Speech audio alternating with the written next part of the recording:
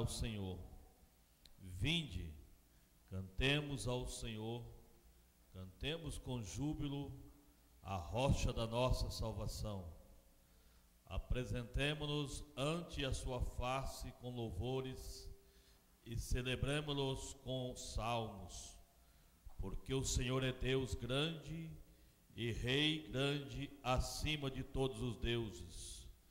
Nas suas mãos estão as profundezas da terra, e as alturas dos montes são suas. Seu é o mar, pois ele o fez, e suas mãos formaram a terra seca.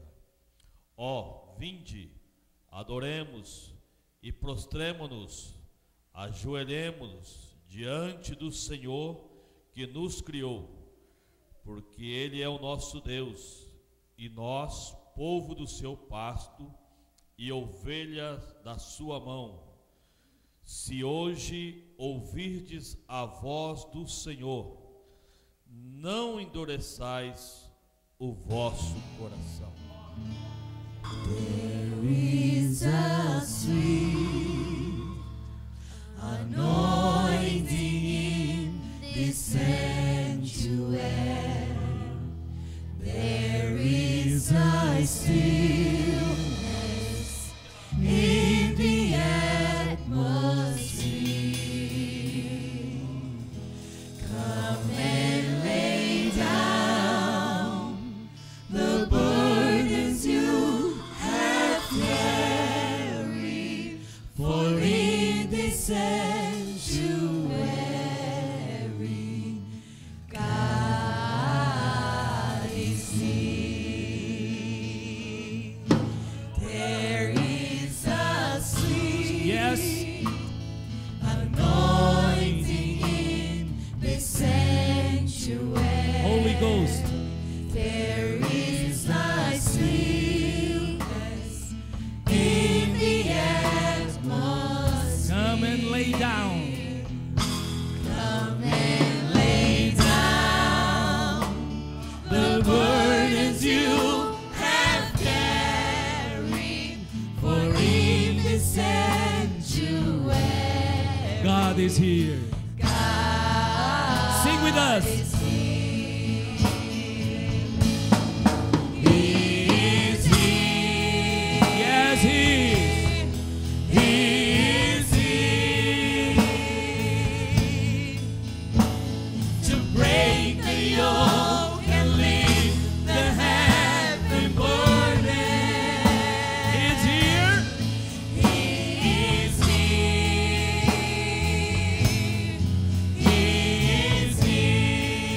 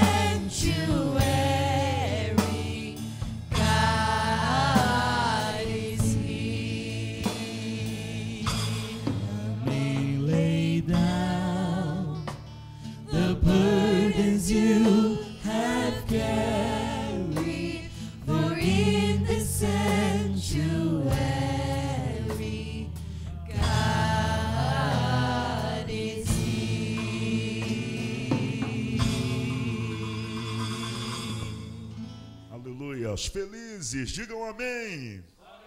Glória a Deus. Com gratidão ao Senhor. Com gratidão ao Senhor estamos aqui. Enquanto você já fica de pé, nós vamos orar agradecendo a Deus pelo ofertório, por este momento profético, abençoado e lindo. Estenda assim a sua mão em direção ao altar. Isso. Diga comigo assim: Deus, receba as nossas ofertas, que com alegria e gratidão a Ti oferecemos, Senhor, como culto e louvor a Ti. Continue nos abençoando e Te glorificaremos em nossas ofertas, em nome de Jesus. Se você pode, diz um amém bem gostoso.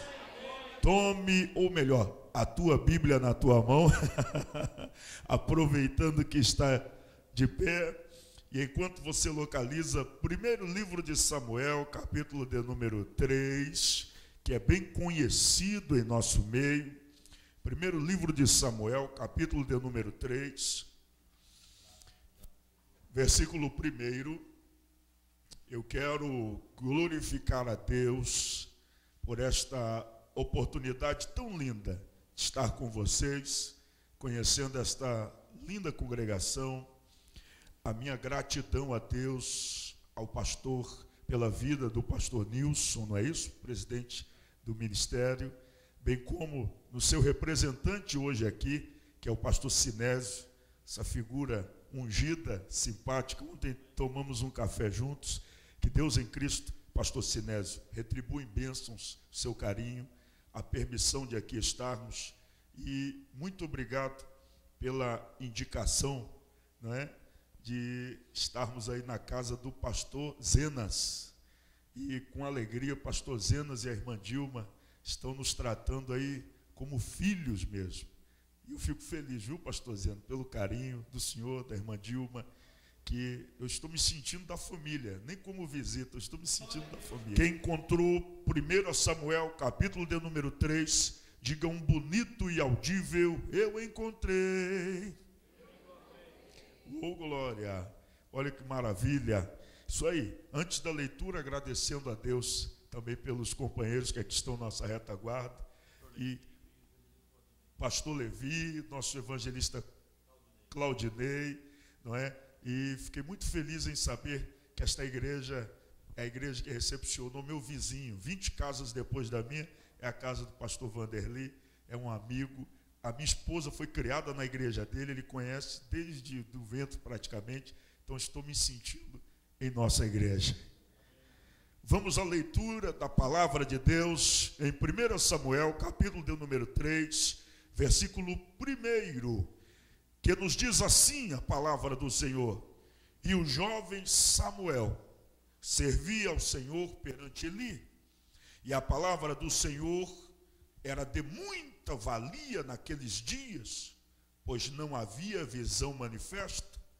E sucedeu naquele dia que, estando Eli deitado no seu lugar, e os seus olhos se começavam já a escurecer, não podia ver, e estando também Samuel deitado, antes que a lâmpada de Deus se apagasse no templo do Senhor, em que estava a arca de Deus, o Senhor chamou a Samuel e disse ele: eis-me aqui. E correu a Eli e disse: eis-me aqui, meu senhor, por que me chamaste? Mas ele disse: não te chamei eu, torna-te a deitar. E foi-se, deitou, e o Senhor novamente tornou a chamar, e disse a Samuel, outra vez a Samuel, e Samuel se levantou e foi a Eli e disse: eis-me aqui, porque tu me chamaste. Mas ele disse: não te chamei eu, filho meu, torna-te a deitar. Porém Samuel ainda não conhecia o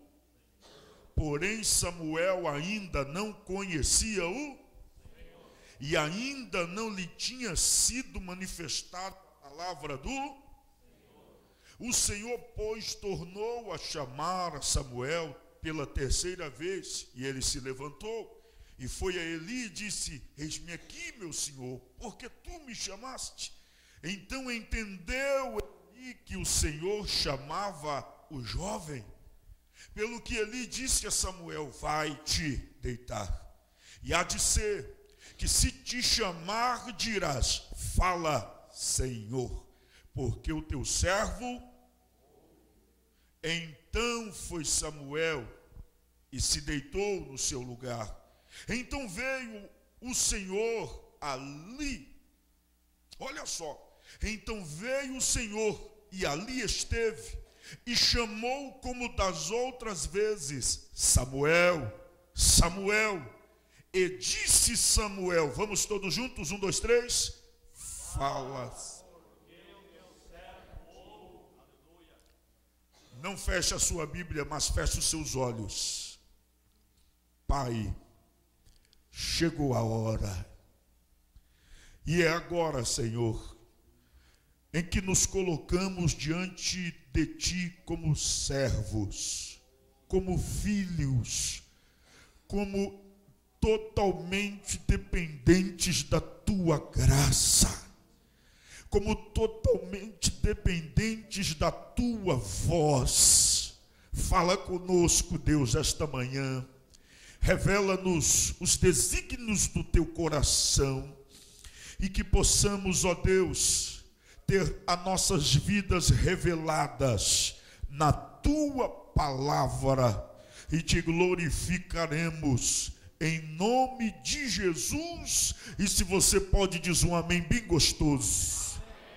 Tome o teu assento adorando este lindo Deus que nesta manhã revelar-nos-á na sua palavra.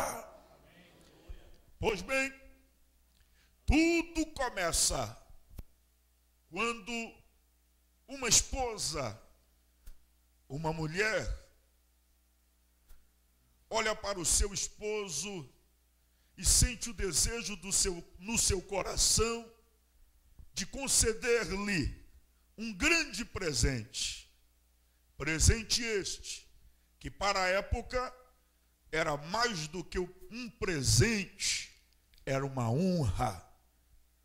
Presente este, que era mais do que uma honra, era uma história. Presente este, que era mais do que uma história, era a continuidade de uma geração.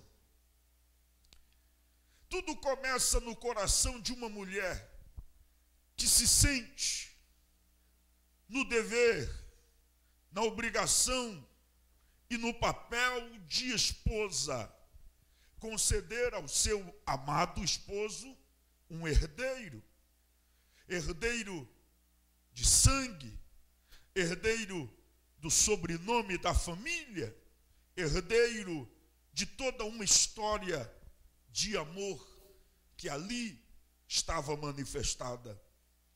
O coração dessa mulher, aquecido e envolvido de um grande amor por seu esposo, Eucana, age profundamente dentro dela, gerando uma grande vontade: quero ser mãe. Passa-se o tempo da vida, 1 ano, e esta mulher não gera filho. Passa-se 2 tempos da vida, 2 anos, em média são 9 meses. Mas vamos generalizar, esticar para o ano. Passa-se 2 anos, e esta esposa ainda não gera filhos. Passa-se, quem sabe, 5 anos de enlace, de matrimônio, e esta esposa começa a se sentir desgostosa, começa a se sentir frustrada, começa a se sentir decepcionada, porque vê a sua adjuntora, a sua companheira matrimonial, porque naquela época, segundo o costume da região e debaixo dos preceitos da lei, desde que o homem tivesse condições para manter, a partir da segunda esposa era liberado, ele poderia ter 2, 3, 4, quantas ele quisesse e pudesse cuidar. Abrindo um parêntese, se uma já é difícil a gente cuidar e manter, meu Deus, Imagina, mais de 2. Era muito corajoso o Eucana. Muito corajoso. E a Bíblia diz que Eucana possuía 2 esposas. Muito corajoso. Uma se chamava Penina. E a Penina, no primeiro ano de matrimônio, já gerou o primeiro filho. No segundo já veio o segundo filho. E naquela época não tinha televisão, internet, nem nada, sabe como é que é. E tinha prazer a mulher de gerar filhos. Então era 1 por ano. Escute bem. Penina gera filhos a cada tempo da vida. A Bíblia não nos dá tantos detalhes, mas imagine comigo. Ana vê o primeiro tempo da vida passando e não gera filhos, e Penina gera. Passa o segundo tempo da vida, Ana vê Penina gerando filhos e ela não gerando. Você conhece bem, isto está registrado no primeiro capítulo deste mesmo livro de 1 Samuel. É interessante que Ana começa a se sentir frustrada, a se sentir menos esposa do que Penina, mas Eucana a amava. E a Bíblia diz, verso 5 do primeiro capítulo, que quando ele ia oferecer sacrifício ao Senhor por sua família, a parte de Ana era a parte excelente, era a parte melhor, porque a parte B do versículo diz, versículo 5 do primeiro capítulo do livro de Samuel, porque Eucana a amava. Só tinha um detalhe.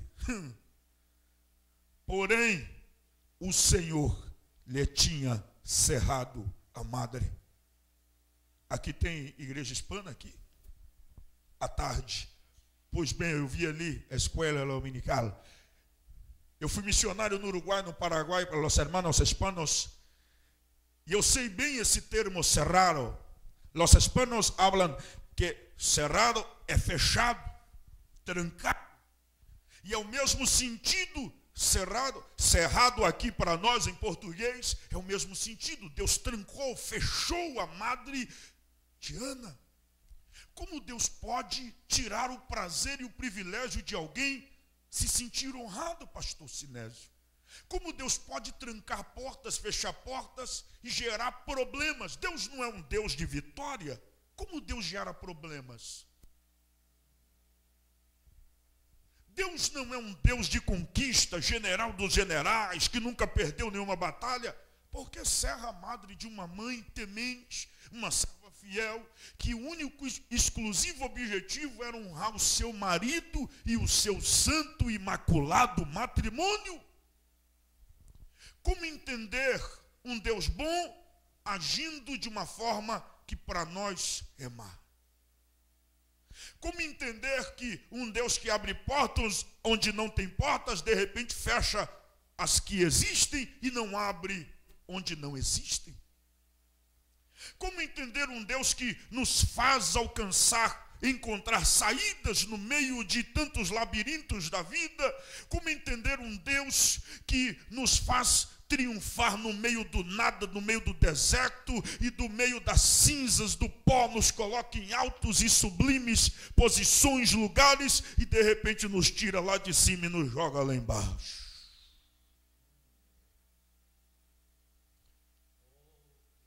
Cuidado com a falta de Bíblia de muitos colegas, pregadores, pastores, líderes espirituais.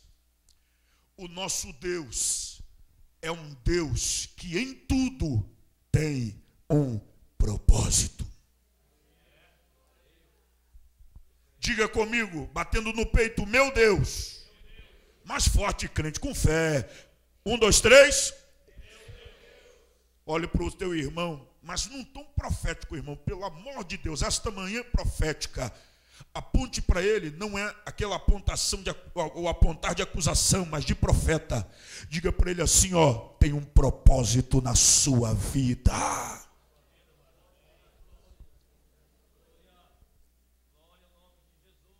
Problemas geram vitórias Sem problema, meu irmão, sem luta, sem prova, sem dificuldade, não há vitória.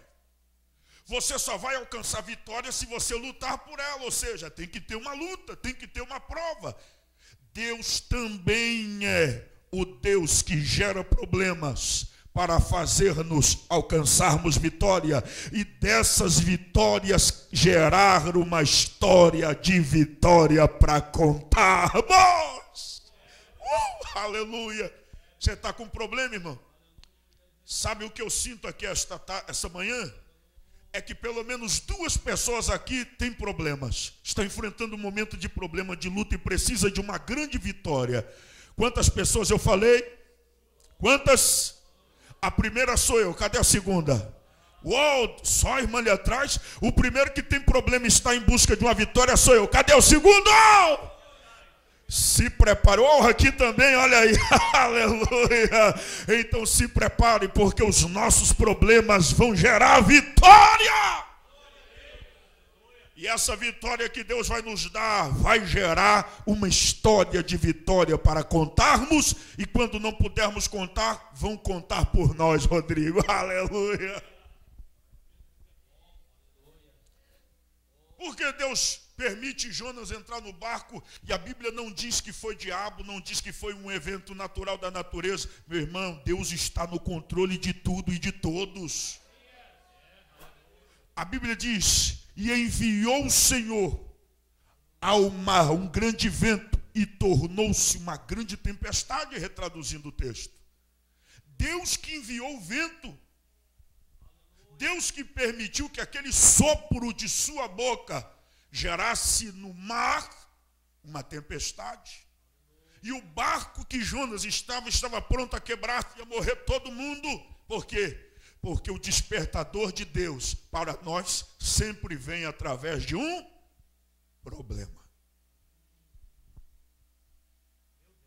Se a tua vida, meu irmão, vai tudo bem, cuidado, você está indo para a direção errada.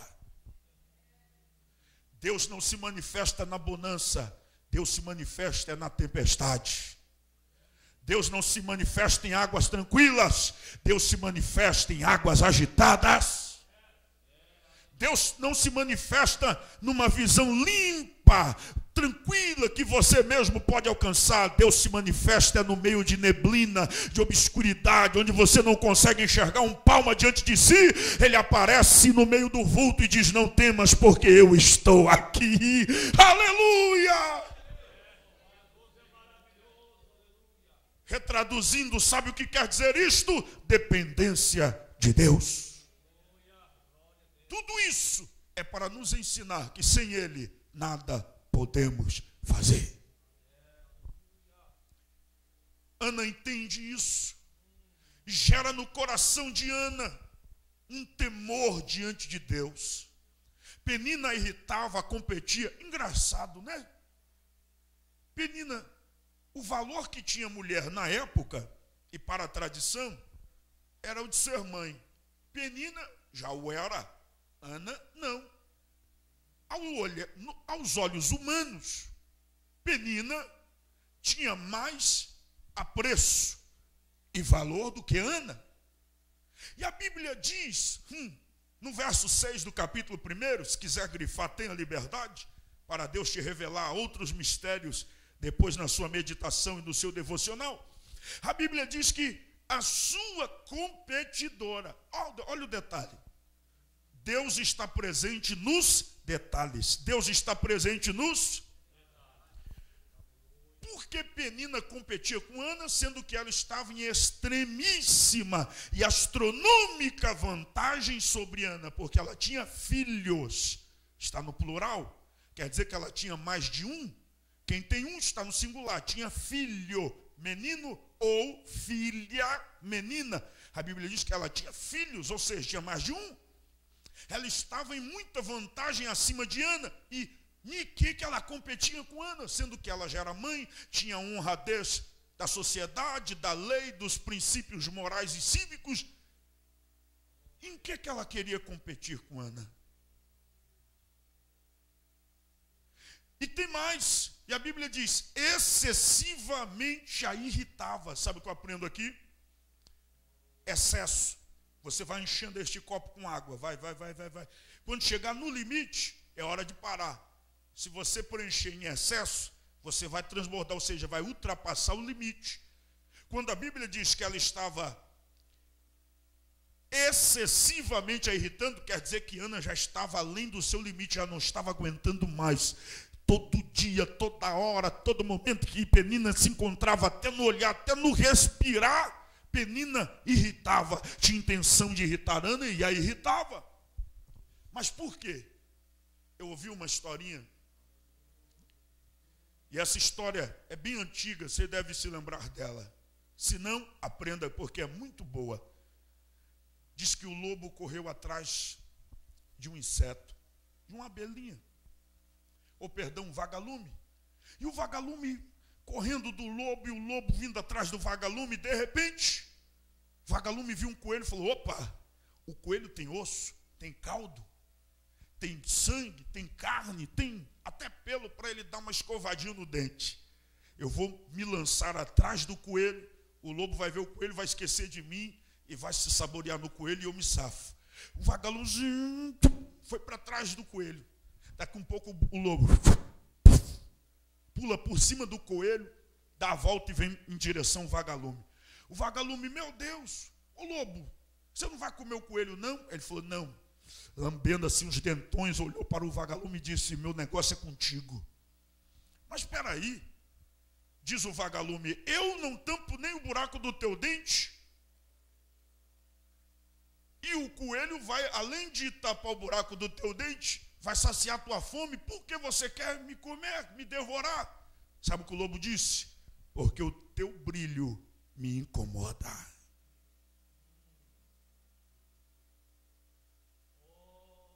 Existe um brilho que de repente você não vê, mas alguém está vendo, e por causa deste brilho e desse incômodo que o teu brilho está gerando, estão te irritando excessivamente. Estão falando de ti além dos limites. Estão te perseguindo, julgando a tua fé, julgando a tua história, julgando o teu ministério, julgando o que Deus te prometeu. Mas a palavra de Deus esta manhã para você é: fique onde eu te coloquei, porque eu tenho um propósito na sua história. Não saia do projeto de Deus. Agora escute bem. Ana não perde o propósito, vai para o jejum, vai para a oração, porque, meu irmão, quer vencer a batalha, vai falar com Deus. Não fale com o irmão, com a irmã, não vai bater boca, discutir, não. Faça como Ana, ela se trancou, chorava, não comia, foi para o quarto, mas quando chegou na igreja, terminou de orar, se lançou para Deus, se rasgou em Deus, que ela ouviu a voz de Deus através do sacerdote e disse: eu sinto que Deus vai responder minha oração. A Bíblia diz, no verso 18, que quando ela sai do templo da igreja, depois de momentos com Deus, o seu semblante já não era mais o mesmo, ela já estava feliz, porque ela acreditou que Deus já tinha lhe ouvido e aberto a sua madre, e foi festejar, porque ela creu que a partir daquele momento a história seria outra. Venha para o culto crendo que Deus vai fazer algo na tua vida. Venha para o culto acreditando que há milagre de Deus para ti. Ei, Ana creu no Senhor. Ana foi e fez um voto, disse: Deus, se tu honrares o propósito desta tua serva, o primeiro filho, a primícia, será para ti e para a tua obra. E quando isto aconteceu, ela louvou a Deus e cumpriu. Meu irmão, é bom fazer voto, mas não faça um voto que você não tenha coragem de cumpri-lo. Vote, mas cumpre o teu voto. E ela cumpriu, ela ofertou o seu único filho, chamado de Samuel, que quer dizer o Senhor ouve, porque o Senhor ouviu a oração de Ana. Agora preste atenção no que eu vou lhe dizer, se quiser anotar até melhor, porque isso vai servir para você e é profético a partir de agora. Toda atenção será pouca. Quem era a mãe de Samuel?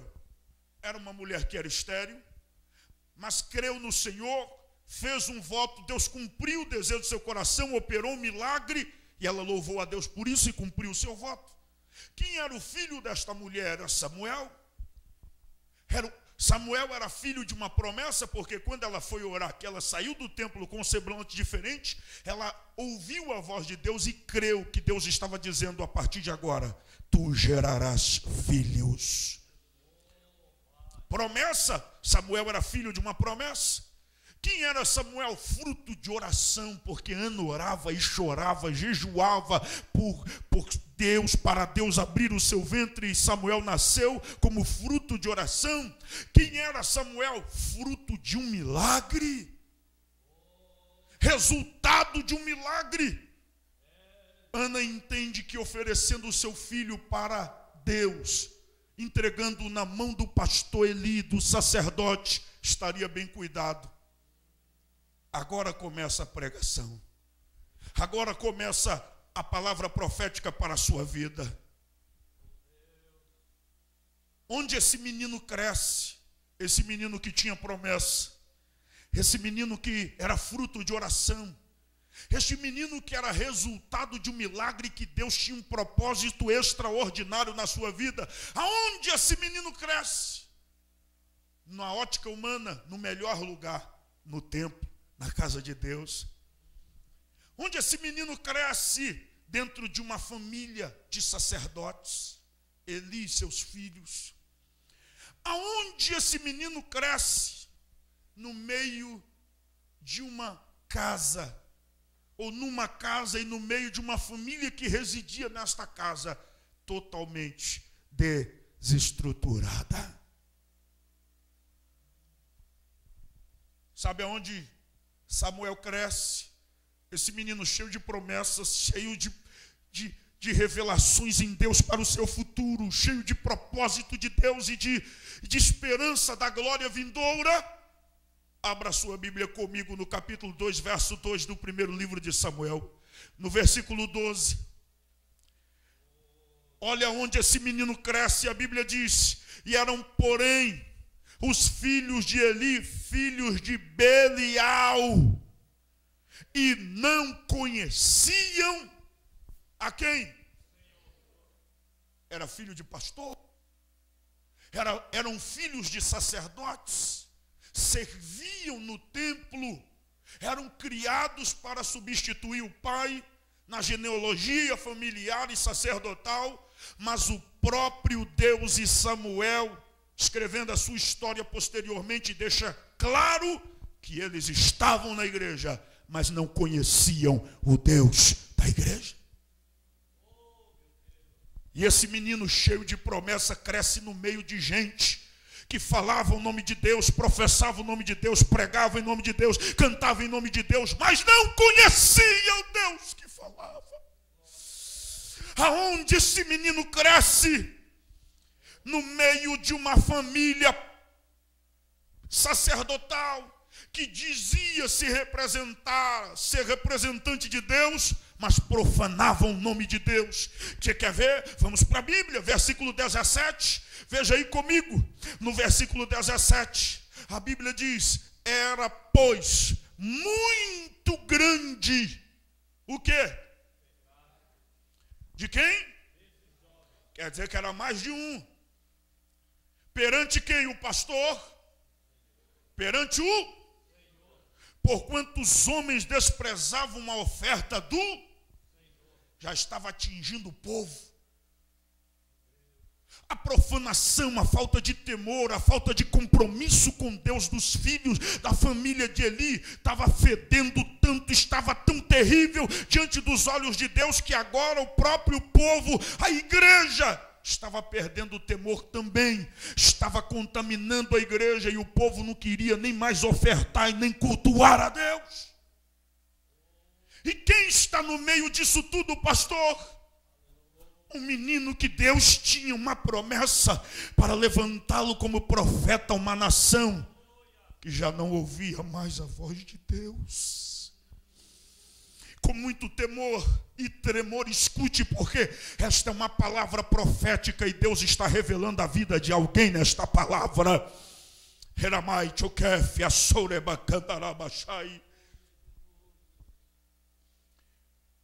Sabe onde esse menino cresce? Versículo 22, vamos lá.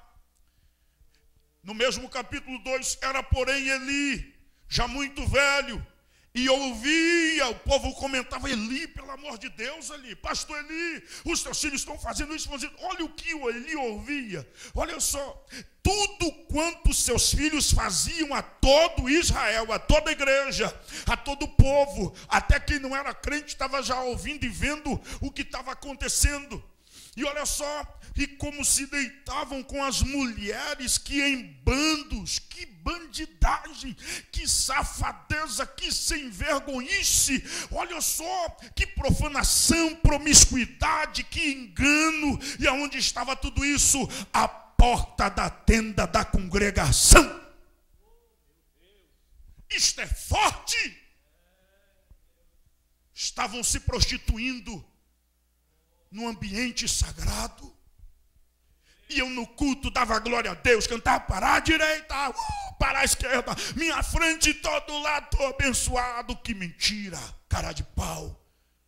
Acabava o culto, ia para o prostíbulo, ia pecar, ia profanar a oferta, iam profanar, viviam de aparência, caras de pau. Deus estava vendo tudo isso, Deus estava vendo tudo isso, Deus estava de olho, e Deus estava vendo que esse povo não tinha mais temor.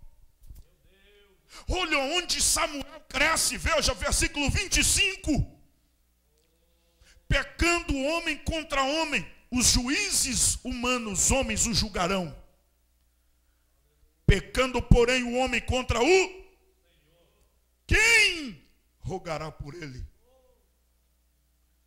Você andando com farol queimado, te encosta. Você vai responder. Vão marcar lá a tua corte. Você vai responder diante dos homens.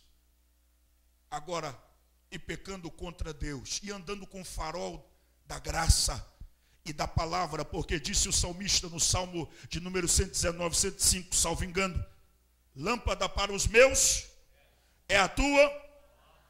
Se a tua lâmpada, que é a palavra, estiver apagada, você não lê, você não estuda, você não medita, você não conhece a Bíblia, só vive do que o pregador fala, do quem vem aqui em cima e fala, de onde você vai fala, de DVD, disso outro. Ei, meu irmão, você tem que ter o teu momento com Deus. Se o teu farol está apagado, o Espírito Santo te para e marca a corte espiritual para ti. Quem vai te defender?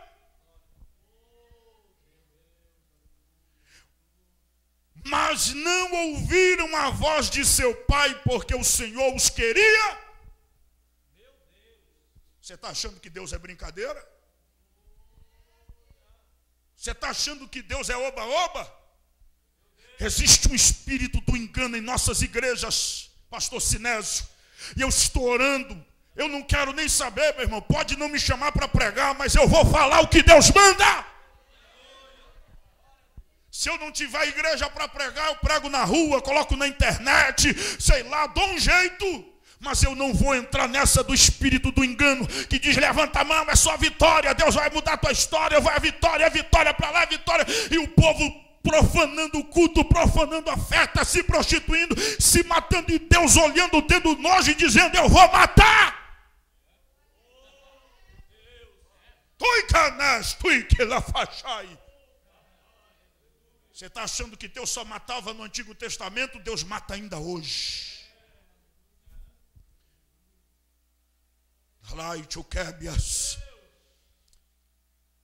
Existem coisas sérias que estão acontecendo em ambientes sagrados e Deus está de olho nisso.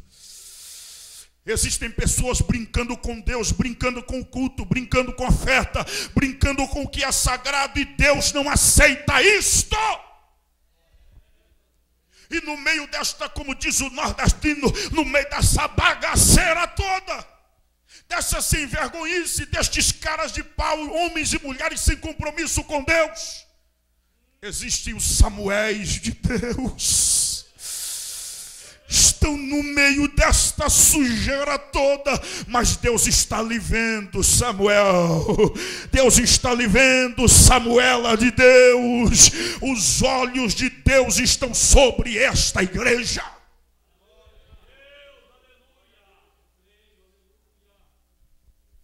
Samuel cresce no meio disso tudo. Deus fala com Eli. Usa um homem de Deus e profetiza a ele. Ele não dá muito ouvido. De repente, como dizem os sociólogos, os psiquiatras, psicólogos e outros especialistas do comportamento humano, antropólogos e outros mais, que você é fruto do meio em que você vive. Numa ótica humana e natural, realmente.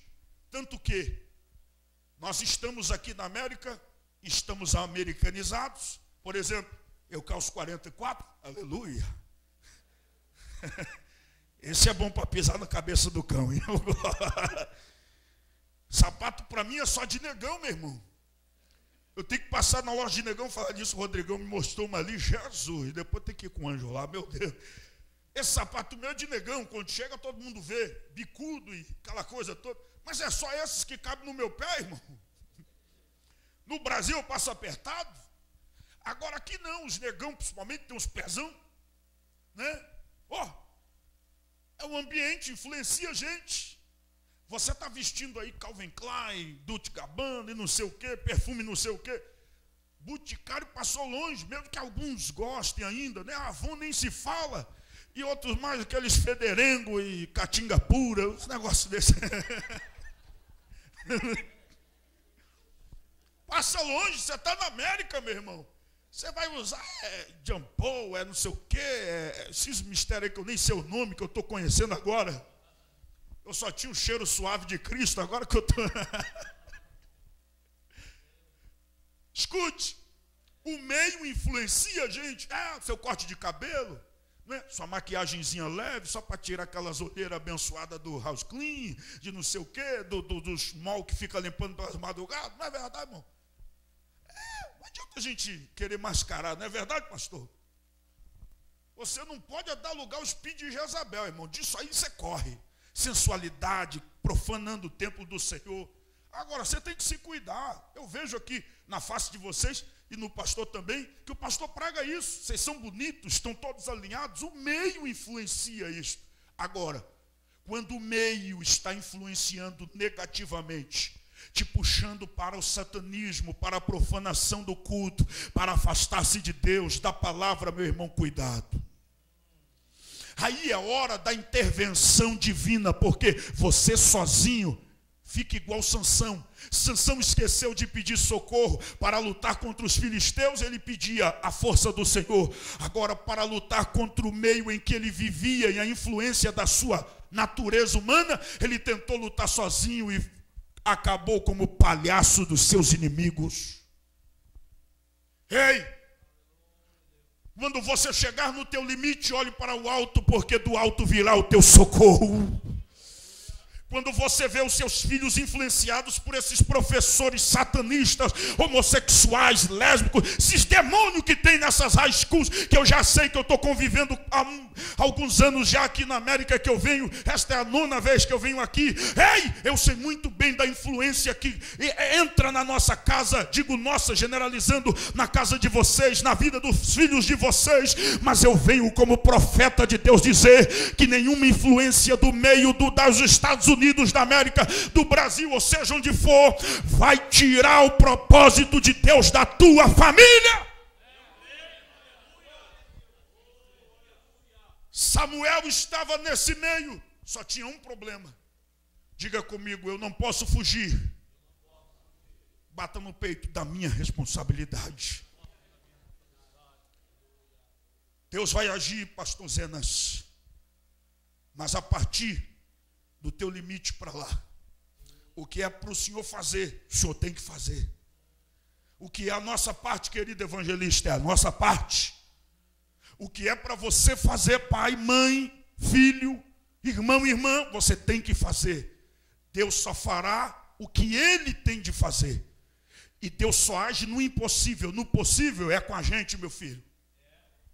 O possível, vamos suar a camisa, corre atrás, paga o preço, luta por ele. Agora, bateu o impossível, Deus agora quebrou. Senhor, não consigo, isso é impossível. Aí Deus, é hora da minha intervenção. Vou eu entrar em ação por você. qual é a minha parte? Qual é a minha missão? O que eu devo fazer para que a influência deste mundo não chegue na minha casa, do ambiente, não chegue na minha família, nem na minha comunhão com Deus? Leve Deus para a sua casa. Apresente Deus para a tua esposa, para o teu esposo, para os teus filhos. Ensina o menino e a menina no caminho em que deve andar, porque quando crescer não vai se esquecer dele, vai ser selado pelo Espírito para nunca mais esquecer. Quando foi a última vez que você fez um culto matutino, um culto dominical, um culto domiciliar, um culto na sua casa? Mas eu e minha esposa saem sem graça, meu irmão. Tem o Pai, o Filho e o Espírito Santo que está ali também, já são 5. Fora os anjos que estão louvando ali, fazendo aquele lindo coral, aí já é uma miríade, já é uma coisa linda. Ei! Quando foi que você cultuou a Deus na tua casa? Quando foi a última vez que você parou e disse: Senhor, fala comigo. Hoje à noite tem um culto, mas eu queria tanto que o Senhor se revelasse aqui dentro da minha casa. Senhor, eu quero te sentir, eu quero que o ambiente onde eu trabalho, onde eu vivo, seja um ambiente preenchido, envolvido no teu poder e na tua graça. Que quando os meus patrões, meus colegas chegarem, sintam algo diferente em mim, através de mim, porque a tua presença. Ei, sabe qual foi o grande problema de Eli? Eli era cheio de Deus, era sim, porque se não fosse, não seria o sacerdote titular do templo. Eli conhecia Deus, Eli ouvia a voz de Deus, Eli era cheio de Deus, mas era só para ele. Ele não passava isso para os outros. Os filhos de Eli cresceram sem conhecer a Deus. Resultado, morreram em pecado. Caíram no juízo de Deus. Quando Samuel escreve dizendo: antes que a lâmpada se apagasse. Ei, sabe o que representava a lâmpada naquela época e acesa? Representava a graça de Deus, a misericórdia de Deus, o perdão de Deus. Quando o texto diz: antes que a lâmpada se apagasse, o Senhor veio a Samuel, quer dizer que antes que a lâmpada se apagasse, ou seja, a lâmpada apagada, já era o contrário, era o juízo divino, era a consequência dos pecados se manifestando, desculpa a expressão, mas é a única cabível para esta situação, e a desgraça, que é o contrário da graça. A falta de graça se manifestando e manifestando destruição em todas as áreas da vida e da família de Eli. Samuel coloca isso aqui na sua biografia porque ele sabia o que significava. Ele estava dizendo: antes do juízo de Deus cair sobre a casa do pastor Eli, do sacerdote Eli, me atingir também, Deus me alcançou. Ei!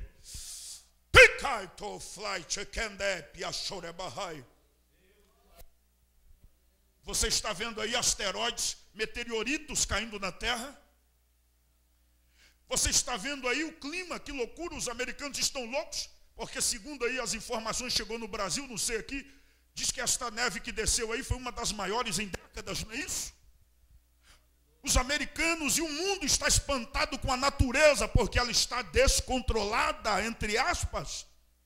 O mundo está numa bancarrota e está descendo num precipício, e como disse o pastor Zenas na sua mesa, quando estávamos tomando café, está indo num trajeto sem volta. A destruição iminente da terra está vindo e Deus não adianta orar: Jesus, livra, Senhor, dá uma chance, misericórdia. Não tem mais misericórdia. A lâmpada da misericórdia de Deus está se apagando. A graça de Deus, o perdão de Deus está se apagando. Ei, o perdão de Deus para a humanidade já está se esgotando.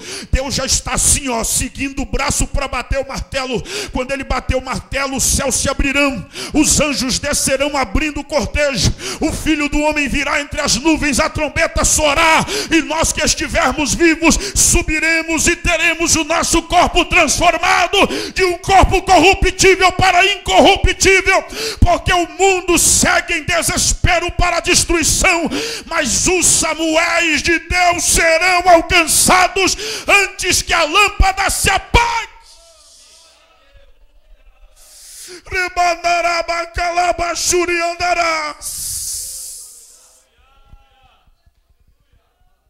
Salve a tua casa antes que a lâmpada se apague. Salve o teu casamento antes que a lâmpada se apague. Depois que a lâmpada da misericórdia de Deus se apaga, meu irmão, já era. Aí vem o juízo de Deus, vem atrocidades de suição. Aí não adianta pedir misericórdia, porque acabou.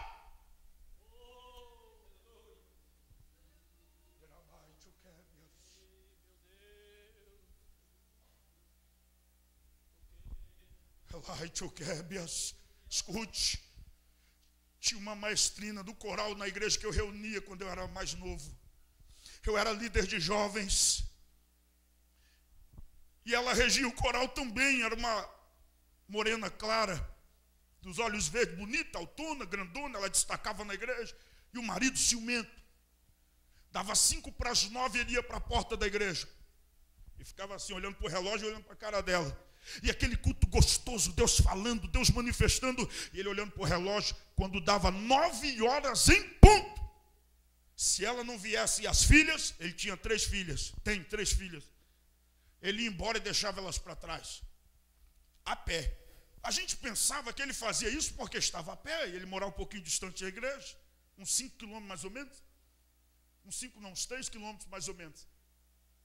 Deus abençoou, deu o carrinho, mas gente, opa, agora fulano vai aguentar o culto e quer estar de carro. Mesma coisa, 8:55. Ele ficava em pé na porta. 9 horas, se elas viessem, tudo bem, se não viesse, um dia era congresso de jovens, eu era líder de jovens lá, estava uma bênção, fogo descendo, a glória de Deus, e as irmãs envolvidas, ela, as filhas, e ele totalmente longe do culto. 8:55 foi para a porta. 9 horas em ponto. Entrou no fusquinha lá, aí foi dando tiro no meio da estrada fora para casa. Acabou o culto. Veio a regente do coral. Pastor, estou a pé, e aí? Vamos lá. O pastor foi e levou ela para casa. Quando ela chegou, a porta do quarto estava fechada, trancada. Ele estava com raiva. E ela cheia de Deus, culto maravilhoso. E o homem vazio. Profanando o culto, sem temor, ficava no culto pensando em ir embora logo para casa para trabalhar. A primeira coisa que Deus tirou dele, o emprego, na empresa Antártica, lá no Brasil. Segunda coisa que Deus tirou dele, Deus permitiu. Aí a lâmpada da misericórdia de Deus se apagou para ele. Daqui um pouco ele saiu, foi comprar algumas coisas, quando voltou, a porta do quarto trancada, bateu, não abriu. Quando ele abriu a porta, cadê a esposa? O armário vazio, guarda-roupa vazio, a janela aberta. Quando ele descobriu, já era tarde, ela tinha fugido de casa. Ela não aguentou a pressão e entrou num estado de depressão tão profundo que ela pulou a janela e foi para uma rodovia chamada BR-262, aonde faz Vitória, Minas. E um caminhoneiro passou, depois de 2 anos que a gente foi descobrir, um caminhoneiro paranaense, passou, viu uma mulher bonita, autona, toda atraente, falou, o que você está fazendo aí, mulher? Você não tem jeito de quenga, não. Ela disse, não sou quenga, eu sou uma mulher que quero ser amada. Ele disse, opa, é aqui mesmo, pode entrar, minha filha. Não precisa de bagagem não, que a gente compra roupa pela estrada. Mulher dessa a gente não acha tão fácil assim, não. Que? Caminhoneiro, irmão, dorme no ponto. Não, de jeito nenhum. Mandou para dentro e foi embora. Ficaram as 3 filhas. E aquela coisa, a igreja orando, porque às vezes, irmãos, o pastor fica de inocente na situação, porque pinta um quadro que não tem nada a ver. Por isso que é bom a Bíblia. A Bíblia é a verdade que nos liberta do engano. E a gente achando que era demônio, a gente achando que era isso, que era aquilo, mas não era, era a lâmpada de Deus que tinha se apagado, porque o espírito do engano fica pregando em nossos púlpitos das nossas igrejas, usando esse povo que não lê Bíblia, não tem comunhão com Deus, dizendo que é graça, é misericórdia, que não tem, que é negócio de juízo de Deus, que Deus não pesa, não pesa, não pesa. Vai nessa. Essa teologia da prosperidade, só vitória, só conquista. Você vai vencer, você vai conquistar. Vai, meu irmão, mas antes tem muita luta. Vai suar a camisa bastante. Daqui um pouco uma filha engravida. Aquela decepção. Sai de casa e vai morar com carinha. A outra, caçula, linda, foge de casa. Primeiro rapaz que disse, você é linda, nós estamos apaixonados por você. Pura mentira, irmão. Esses gatinhos aí que não dá glória a Deus, não diz aleluia, mas faz miau, não tem? Ela olhou e disse, nossa, que miau, ele não dá aleluia, não dá glória a Deus, mas dá um miau tão bonitinho. E ela foi, se lançou, o camarada já levou para casa e foi embora. Ficou só a mais velha, que era mais crente. E ela era líder de jovem comigo. Ela disse, Patrick, eu não estou aguentando. Eu disse, ore, ore, ore, ore. Porque a gente não está entendendo. Porque naquela época, o espírito do engano já estava agindo em nossa igreja. A gente não conseguia enxergar isso na Bíblia. A gente lia, mas a gente não entendia. Não via isso para nós, a gente via isso para os outros. Isso é engano, porque a palavra de Deus é espelho. Quando você olha para ela está falando é com você, não é comigo. Diga comigo, a Bíblia é um espelho. Quem aqui já se olhou no espelho e viu outra pessoa? Ah, graças a Deus, senão eu ia orar por você, que você está doido. Ué. Quando você se depara com o espelho, você vê a si mesmo. Ei! Sabe o que aconteceu? Aquela jovem orou e Deus deu-lhe um casamento e saiu de casa. Um dia esse irmão estava lá, de tanta solidão, foi para a oração. Eu sempre gostei de orar. E no círculo de oração, Deus usou uma profetisa, porque ainda existem profetas e profetisas do Senhor de verdade. Levantou e disse, parem de orar, porque a minha misericórdia para contigo se esgotou. Ela disse, o meu juízo desceu sobre a tua casa, e tu perdeste a tua esposa e as tuas filhas e tua família, porque não destes ouvido à minha voz. Quando tentava eu falar contigo e avisar do perigo que sobrevinha, tu virava as costas e ia embora, não dando atenção à minha voz. Porquanto como tu me rejeitaste, também rejeitei eu a bênção sobre a tua casa. Você acha que Deus é brincadeira? Você acha que o Deus da Bíblia não existe? Só o Deus de Hollywood? Deus existe. Samuel não conhecia a voz de Deus. Neste tempo de Samuel, a voz de Deus era escassa, se ouvia muito pouco. Mas sabe o que me chama a atenção? É que no meio desse silêncio profético, Deus chama Samuel. Samuel não entende que era Deus chamando, porque ninguém ensinou Samuel a verdade.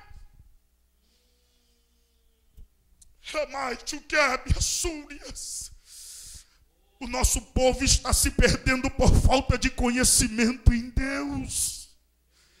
Os nossos crentes não conseguem ouvir a voz de Deus porque não aprenderam a ouvir a Deus, a conhecer a Deus. Samuel era cheio de promessas, mas não conhecia o Senhor. Na terceira vez, Eli desperta e diz, opa, é Deus que está chamando esse menino. Mas Deus não fala com o menino, Deus fala comigo, sacerdote. Por que Deus não falou comigo primeiro para depois falar com ele?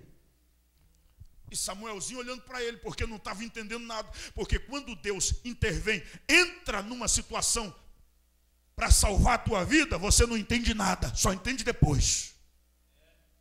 Deixa Deus agir.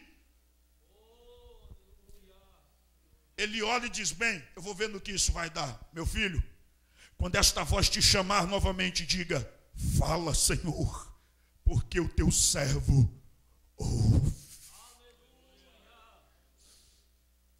Quando Deus chamou Samuel novamente, Samuel disse, fala, Senhor, que o teu servo ouve. No meio dessa escuridão tanta que Eli já estava até ficando cego e gordo, pesado de tanto pecado escondido, eu estou vendo a luz da tua voz e da tua misericórdia me alcançando. Deus fala com Samuel, e a partir do primeiro contato de Samuel com Deus e de Deus com Samuel, Samuel nunca mais foi o mesmo. Eli Os filhos de Eli morreram na guerra em pecado. Foi levada a arca, a presença do Senhor foi embora. Quando Eli toma a notícia, o susto é tão grande que cai com a cadeira para trás, quebra o pescoço e morre. A morte varreu a casa de Eli. E quem morava lá? Quem morava lá? Quem morava lá? Quem morava lá? Quem morava lá? Mas Samuel ouviu a voz de Deus e Deus o resgatou antes que a lâmpada se apagasse. Aí eu entendo o que o salmista disse para encerrarmos: 1000 cairão ao teu, 10.000 à tua, mas aquele que conhece o Senhor e ouve a sua voz não será. Quem ouve a voz de Deus esta manhã, quem está ouvindo a voz de Deus, quem está, fique de pé comigo, fique de pé comigo. Isto, dá uma sacudida nesse crente pentecostal do teu lado e diga para ele: ei, 1000 cairão ao teu lado, 10.000 à tua direita, mas tu não serás corrompido e nem atingido.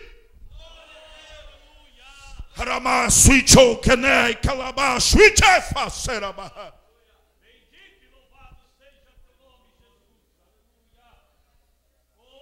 Aleluia. Glória pro nome, Senhor. A história de Eli se encerra totalmente frustrante, decepcionada. Uma história que se encerra com o falir de uma grande projeção divina para uma família que deu as costas para Deus e foi destruída pela consequência de seu pecado. Procure o arrependimento antes que a lâmpada da misericórdia e do perdão de Deus se apague, filho. Filha, peça perdão a Deus pelos teus erros. Quem sou eu para te julgar? Mas a palavra de Deus ao espelho, ela está revelando a tua vida. Antes que a consequência dos teus erros venham à tona e a proteção da graça de Deus saia, busque a Deus. Confesse o teu pecado, confesse o teu erro, peça perdão, diga: Deus, eu não quero que o teu juízo venha sobre a minha casa. Não brinque com a verdade, não brinque com o culto, não brinque de ser crente, não brinque de vir à igreja, não profane o culto, não profane a oferta, não dê oferta e fique reclamando, falando do pastor, do ministério. Não, oferte com amor, entrega para Deus e o resto Deus faz. Faça com amor, liberalidade para Deus, não profane o teu culto, não tenha vida envolvida com coisas que Deus não está envolvido. Ouça a voz de Deus esta manhã, porque o meio não vai te influenciar. Deus te levanta hoje como Samuel.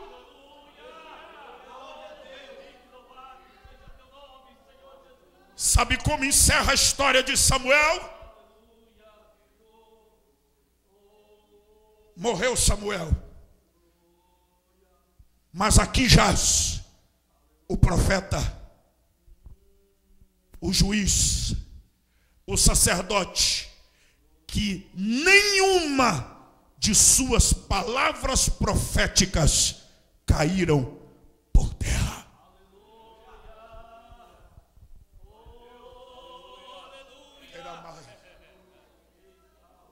O mestre de Samuel morreu na vergonha. O aluno não seguiu os passos do mestre, que abandonou Deus no meio do caminho, agarrou Deus e foi até o final grudadinho com ele. Antes que a lâmpada se apagasse, ele ouviu a voz de Deus e grudou em Deus. E encerrou a sua trajetória com sucesso e exemplo para muita gente, inclusive para nós hoje aqui. Eu pedi permissão ao pastor. Chegou a hora de você renovar o pacto com Deus antes que a lâmpada se apague. A lâmpada é a misericórdia de Deus.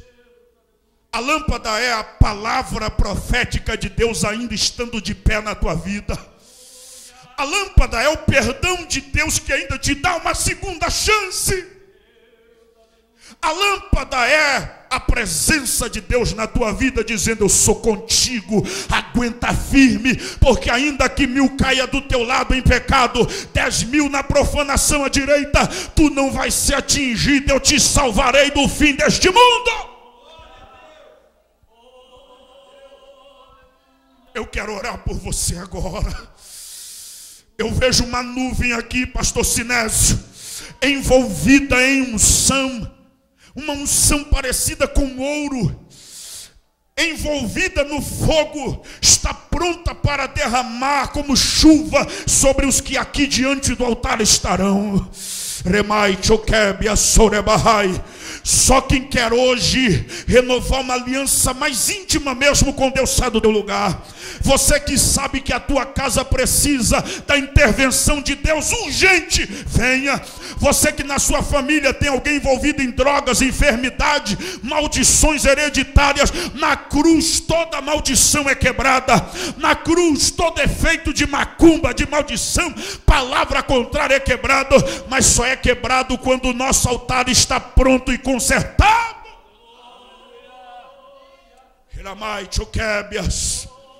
Isso. Pode vir chorando, pode vir se derramando diante de Deus. Daqui um pouco você vai sentir algo descendo sobre ti. É a graça de Deus, é a misericórdia de Deus, é o perdão de Deus. Porque a partir de hoje, diz o Senhor, tu me conhecerás, tu ouvirás a minha voz, eu serei o teu Deus e você será o meu filho, meu servo. Você que hoje quer ter mais comunhão com Deus, dons espirituais, capacitação, venha. Porque a América não é brincadeira não, meu irmão. Aqui está o trono de Satanás nessa nação. Aqui tem demônios, espíritos do engano que estão agindo. E só quem for geração de Samuel, que ouve a voz de Deus, que vai prevalecer.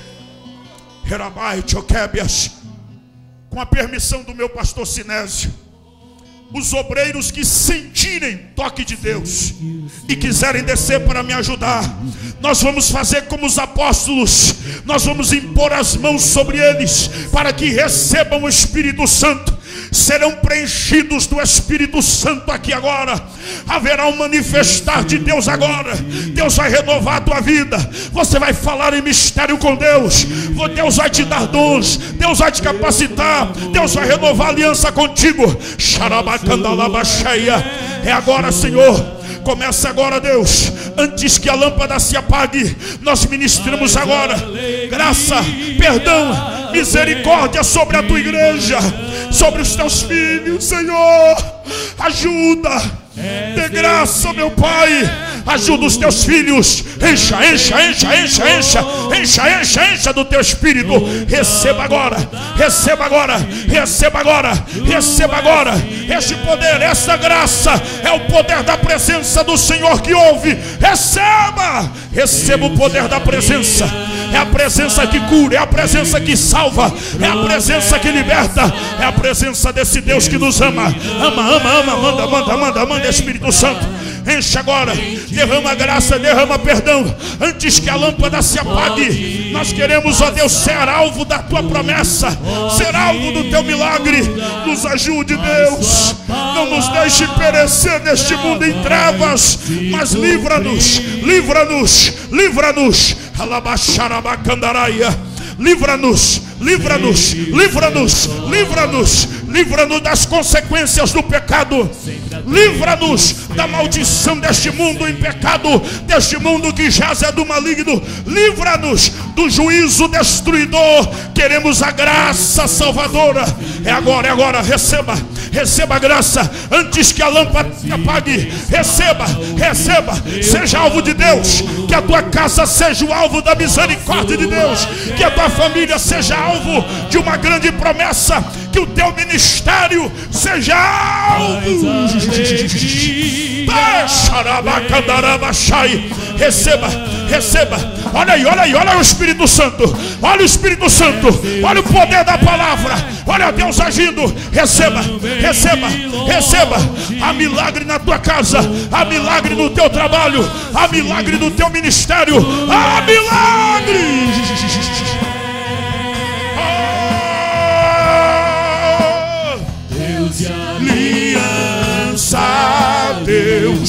de promessa. Ela maçuricou. Não é homem pra Ela mandou Shekandai.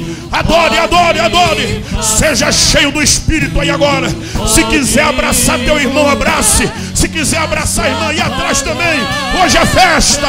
A misericórdia de Deus está aqui. A lâmpada está acesa. Posso Enfrentar o que for, eu sei quem luta por mim. Oh, não pode, não pode, não podem. Minha esperança está nas mãos do Calabás, Urimi, Calabás, Chorebás. olhos vão ver o Impossível acontecer. Se você crê, levante a mão para adorar. Deus de aliança, Oh, me mandará abaixo. Que não é homem pra mentir. tudo pode. Era maço e choquenai. Era maço e choquenarabás. A presença de Deus é forte. Câmera, você faça assim, meu irmão. Isso, o senhor que está na câmera, faça assim. Deus está entrando com intervenção na tua família, na tua situação. Deus está dizendo: chegou a hora de verem que eu sou o teu Senhor que te ouve. Fecha a mão, porque Deus responde a tua oração. Tu pode mudar. Ei, xarabacandarabachai. Olha aí, cumprir abandarabachai. Só o playback agora. Escolha aí alguém. Você vai abraçar assim, ó, peito a peito, de frente, peito a peito. Se quiser ter mais liberdade, a irmã procura uma irmã aí, abraça para ter mais liberdade. Abraça isso, encosta peito, coração sobre coração. O irmão procura um coração aí, isso, um irmão, abraça, se for família, melhor ainda. Abraça e diga para ele: antes que a lâmpada de Deus se apague, há milagre para a tua vida.